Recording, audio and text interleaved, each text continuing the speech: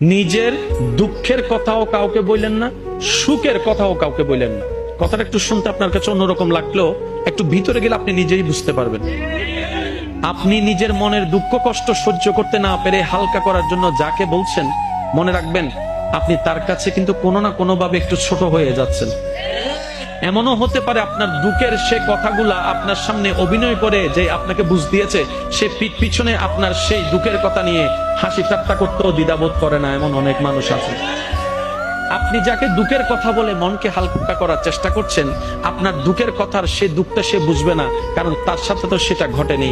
সেজন্য আপনাকে 3 মাস 4 মাস 3 বছর পরও হয়তো আঙ্গুল তুলে দেখাই দিতে পারে, সেই কথাটার কথা দিয়ে খোঁটা দিতে পারে। কথা বলেন ঠিক না? দুঃখের কথাও মানুষকে বলে শান্তি নেই। এবার আপনি বলবেন ভাইয়া সুখের কথা কেন বলবো না? আমি বলি কি ভাই, দুঃখের কথা শোনালে যেরকম মানুষ দাম দেয় না, সুখের কথা শোনালে মানুষ বদনজর লাগাইয়া সেটাও নষ্ট করে দেয়।